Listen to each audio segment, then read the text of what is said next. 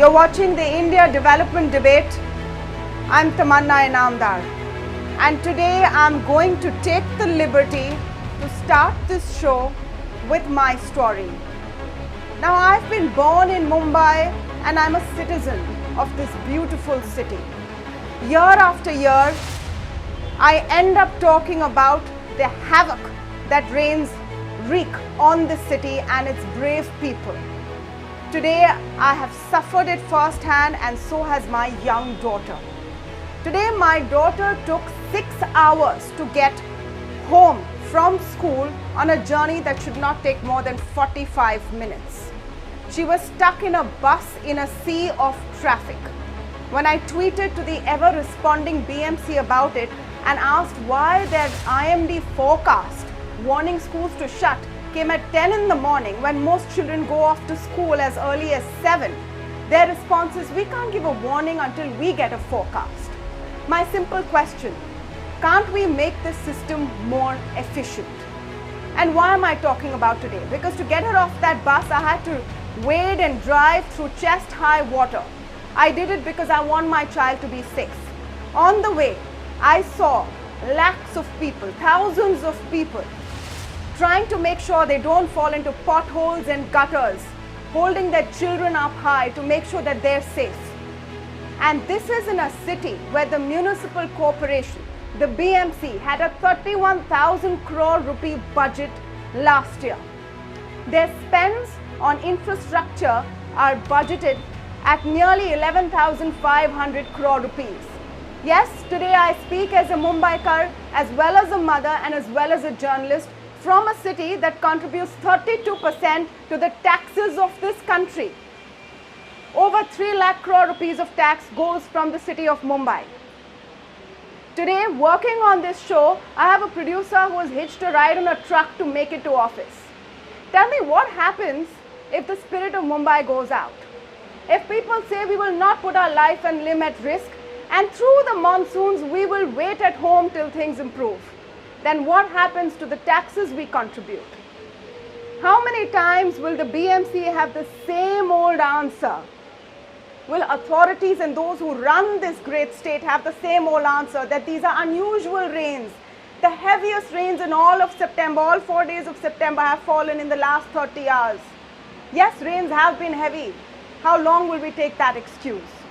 Hopefully, answering some of those questions and giving more insight on the show today, with me are Rishi Agarwal, an urban developer who has been working and learning about the infrastructure of Mumbai for decades. Sujoy Kantawala, who is a top lawyer in the Bombay High Court, who filed a case last year when a doctor fell into a drain during one of these deluges and lost his life. I will also be joined in some time by Shaina NC, the BJP spokesperson. Welcome to all of you, and thank you for speaking with us today. Rishi, I want to speak to you first. You know, this whole story plays out again and again. What at the very least can we expect so that we are not leaving for school and office and work and earning our daily wages, putting our life and limb at risk? Is a simple warning too much to expect? Absolutely, Tamanna. It was quite sad to hear about your experience today because, frankly speaking, I was very comfortably ensconced in my home and didn't venture out. But the first thought that was there, because I was continuously on Google Maps and checking all the key routes and how the traffic density is showing up with all those red patches. And I think the least we can do as a city is to stop private vehicles from coming on the road on days like these. Roads need to be kept free for, say, school buses, like in your case, or emergency vehicles or municipal vehicles. We've been talking a lot about smart city. I would say that in a day like this, in a smart city, we would have had doubled or tripled the congestion charges. I mean, the roads were really choked. Western Express Highway was a complete mess when I was seeing the whole day today. So to keep the answer short, I think the least we can do is to stop private cars from coming on the road. The forecasting system definitely needs to improve a lot. You cannot give forecast or warnings or advisories at 10 a.m. Let me tell you, and a lot of people who live in this city, yeah, Rishi, let me tell you, and a lot of people who live in this city, and have tried to, don't want to take their own vehicles, you know how much your aggregators were charging for short distances? 600 rupees, 800 rupees, 1100 rupees, and then most of them even stopped their service. Trains were halted for long stretches at a time. Buses were chock-a-block. So how are people going to get anywhere? What do you really expect people to do, Rishi? At that time, at least if you have your own vehicle, you can go out and do something. I think the key issue is I think people should not be venturing out, but that can only happen if the government gives its advisories at 7 a.m. in the morning or 6 a.m. in the morning and not wait till 10 a.m. when everybody is left for office or school. Because frankly speaking, this heavy volume of rain which we have seen today or any of these kind of rains is difficult to manage even in a city which would have otherwise have systems in place. And Mumbai, unfortunately, as we know, just does not catch up, and we've not been able to have those systems. So the best thing you can do really in this kind of a scenario is to not venture out, because you're just unnecessarily straining the system. And we can keep talking about this and sharing our suffering, but that's not going to really solve the actual problem. So 3-4 aspects to this, and I want to come to you, Sujoy. One, of course, early warnings may have ensured that there was lesser traffic on the roads, lesser people on the roads. So those that didn't need to go out would not have. Those warnings did come eventually, but very, very late. This is a city that works round the clock. So you need to tell people in advance. And frankly, with the kind of competition in the city, not everyone, not daily wage laborers can afford not to go to work. Secondly, the state of the roads and how heavily they have flooded and filled up. And I want to go back to those huge BMC budgets. Nearly 11,500 crores budgeted for this year, separate budget for desilting, to fix the bridges that are broken, to water pumps to push the water out. Why is none of this working, Sujoy?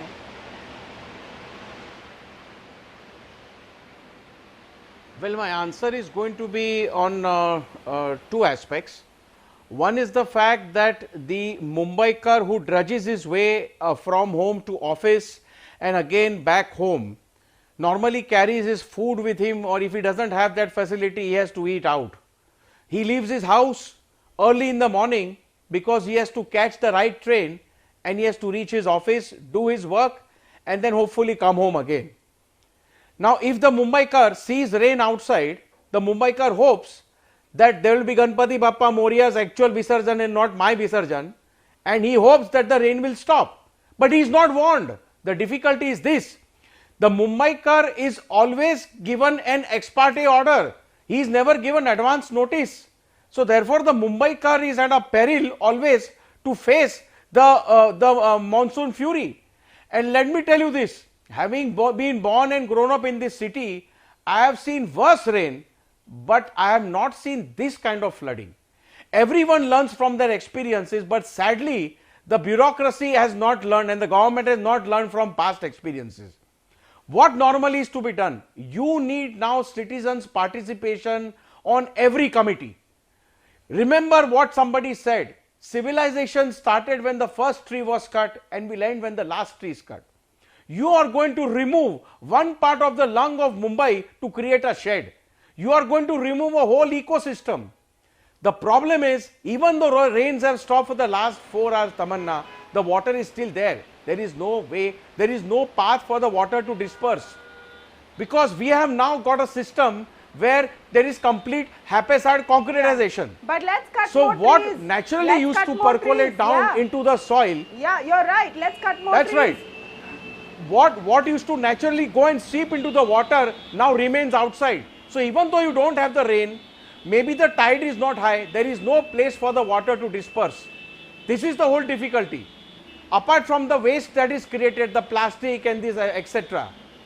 The difficulty now is that since colossal damage has been done, how do we all have to come together, band together and plan for the future? We cannot keep on accepting this kind of disastrous situation year after year, losing lives, etc. Where is the... Apart from the manholes, potholes the Mumbaikar has to face. Yeah, where is... Sorry. No, where is the planning is my question. Today I want to welcome China NC to the show, and I also want to put out for you what Aditya Thackeray tweeted earlier this evening. And it started by saying that we've witnessed the heaviest rains in September in the last 30 hours. It's been only 4 days in September, but okay, I give it to him that it's heavy rains. He said that BMC is working, the traffic police is working, and yes, the traffic police is working round the clock. They're the true heroes of this city. But that's not enough. China NC, the rains are very heavy, is just not enough. This is just tiring, and now our children are suffering it. Do we really want the next generation to know the simple truth that being a Mumbaikar means that in the monsoon days you are going to have hell? Be prepared for hours and hours either stuck in traffic or stranded where you are. Is this really what we want to do to our city?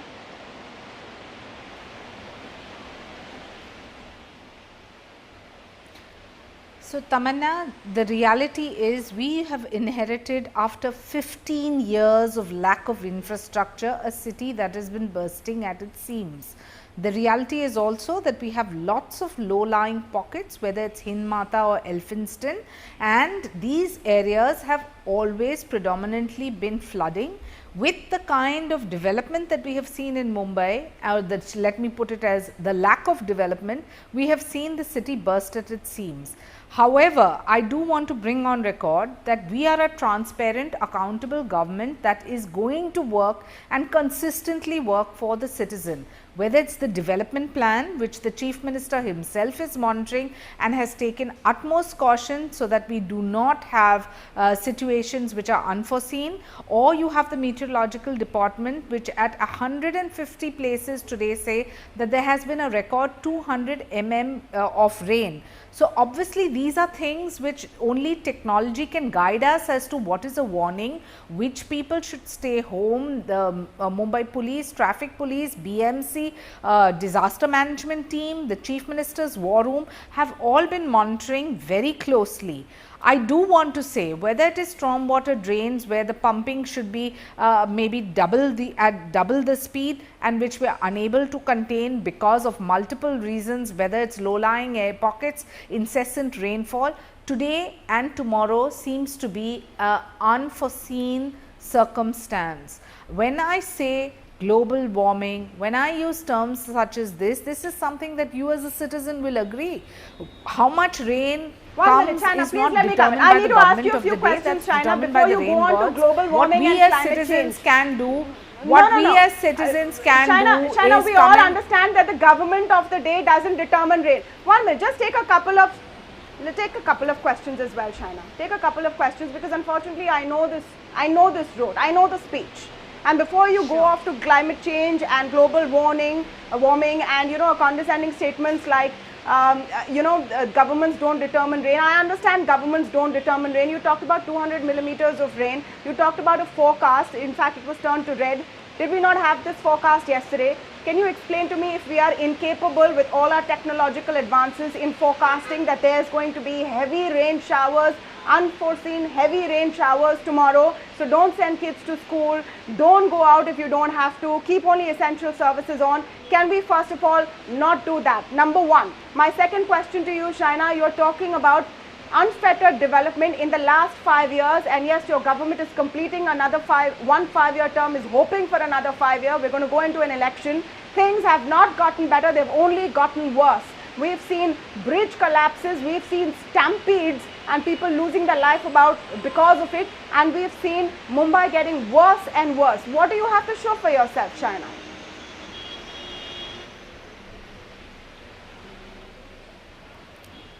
You know, at the cost of getting a lot of brickbats, let me say the solution when it comes to Mumbai's crumbling infrastructure is the metro and the coastal road, because only then will we be able to contain the kind of traffic that we have been seeing, the kind of absolute pollution on the streets. I know people have questioned the 2,700 trees which are being cut at RA, but we are planting close to 8,100.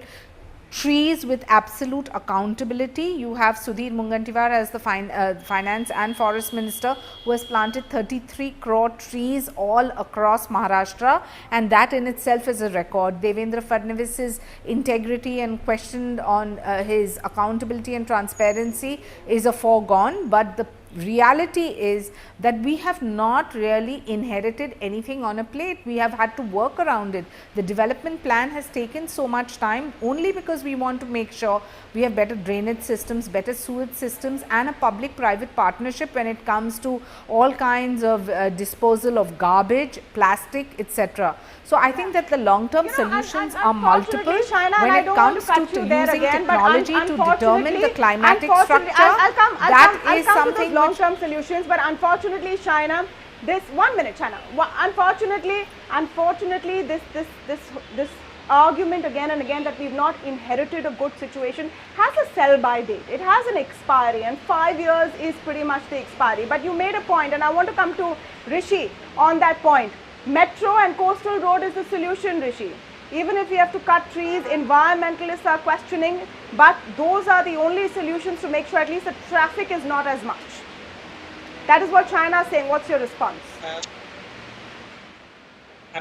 In simple terms, absolutely no. It's shocking. It angers me a bit to hear what China has to say, but I don't think I'll just make myself angry. I think citizens of Mumbai should raise their level of intelligence and be able to decipher through the falsity in China's statements.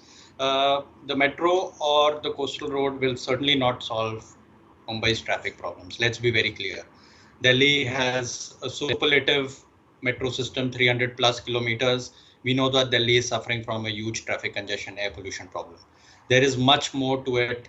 And I would, the laurels that Shaina was explaining about, the term she was using about the Devendra Fadnavis government.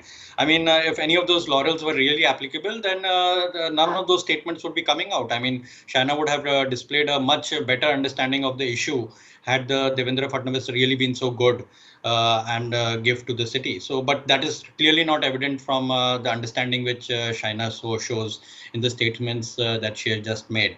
To solve the traffic problem, congestion problem of Mumbai for 20, 25, 30 years, there have enough and more experts been giving what needs to be done. None of those things are being done. It's a sad thing. It's been more than 20 years for me involvement with the city's issues. Yeah. All that we do is keep seeing how global cities keep moving up the learning curve. Look at what cities in Europe are doing if you want to solve traffic congestion. So the metro, okay, definitely will support, and any investment in public transport is good. Coast road, definitely no. RA, the car shed, could definitely have been associated or situated at the other terminal end. When she talks about climate change and global warming, for 20 years, 30 years, climate change experts have been saying that extreme weather events will increase. So what's the point in continuously saying that this is unforeseen, this is unforeseen? This is not unforeseen. Yeah. This is very much foreseen. This was foreseen 30 years back by climate scientists. And for 30 years, even if you're talking development plan, this is also the government which has been talking about releasing. Yeah. Sorry, come back again. I didn't hear that. No, absolutely. So now can we talk about what's going to happen? You're absolutely right, Rishi. We know climate change. We know population is only going to increase. We know that more and more permissions for construction are being given. So now what next? So Joy, I want your response to some of the points Shaina made. So, coastal road and metro, even if I were to take her word for it, that will ease congestion, what does it do with the fact that so many of Mumbai's roads get waterlogged? Despite all the promises of desilting and, water pumps and all of that. So Joy, your response to both points.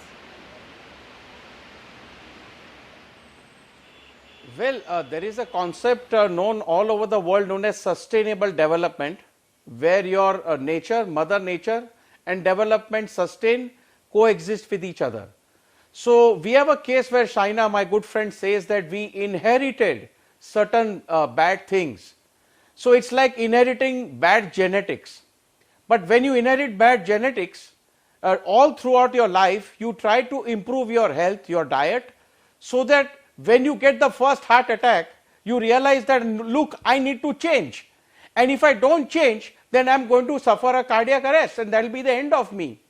So if this is not an ominous warning year after year, where we see all these kind of things happening, why don't we learn? That's the whole difficulty. Why don't we have citizens? I request China, and I have the greatest respect for our Chief Minister.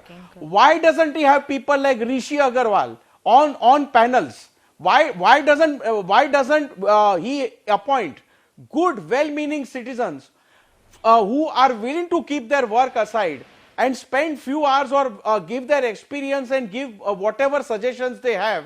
Because I don't expect a bureaucrat sitting in Mantralaya to know the ground reality of the situation. It's the Mumbaikar who has to drudge every day from home to office and office to home, knows the realities, what he has to go through. Today I have kept my office open in the night because my entire staff has come back from the station. I have ladies working in my office. Where will they go? I have kept my office open for that. But everybody can't do that. We only can help our fellow citizens. And this so-called Mumbaikar spirit, look, that back is broken now. Point, Sujoy. So therefore, we need to pull our socks. We need to pull our socks and move forward. 1 minute, Sujoy. 1 minute, Sujoy. You've hit the nail on the head.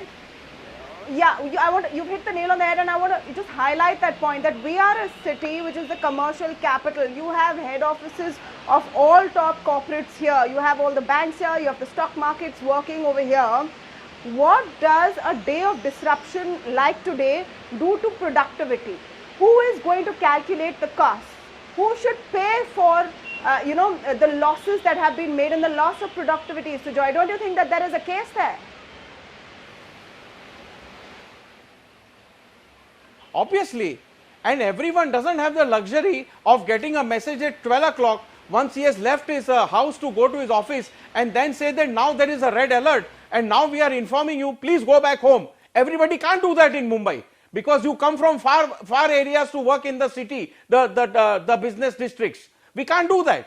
You have to warn the Mumbaikar in advance that look, there is going to be a red alert. Please don't move out of the house. There were children, as your own case was there, who have already left for their schools. Where do they all go? There was a case of a pregnant woman waiting for 3 hours at the station, but she could not enter or use any of the facilities. That is the issue. The Mumbaikar, when the Mumbaikar bleeds and the Mumbaikar has elected a government, the government is constitutionally bound to protect the life, limb and liberty of the individual. The government cannot say that we are sitting in a war room having tea, coffee and having biscuits and we are not bothered about you. Why isn't there citizens' participation? I am raising that issue today on this debate. Every civic committee, every standing committee must have a citizen. Yeah. China, your response, because really the empty promises and rhetoric is not working anymore. Yeah, let China just respond. Yes. Firstly, the meteorological department got it right. Technology is being used to the best. The helpline services for the first time are extremely functional, as we have improvised systems, whether it is Mumbai Police, BMC, Traffic Department or the CM's War Room. And the fact that the meteorological department had said, and I'd like to quote what the Chief Minister actually said, where he says that please requesting citizens not to step out unless important. As you are aware, the weather is we are in a scenario with 200 mm of rainfall in the past 6 hours. We request you to stay home. Schools have been closed. And if there is one second, if this warning is not out, this warning was out in the morning. When was this warning made, China? This warning was in the morning itself. At 10 if AM. you're going to suggest that we have not 10 AM. one moment. Do you yes, know but that's when exactly in Mumbai, the point is that school, systems are being used. Do we need more citizens to be? You will make a statement when you see incessant rain, no, Tamanna? Or are you going to just say that no, keep it closed just because you feel that this China, is the right announcement to make? With this announcement also, that the also, technology please do understand. You're claiming the IMD, the Met department got it right. Can you not warn in advance?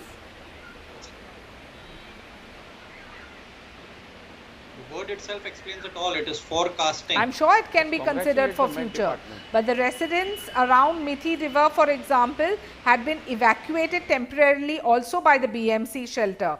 We have had so many agencies that are working. Thank you so the much. rescue operations, the Twitter that is being used, all of which is only for communication to public.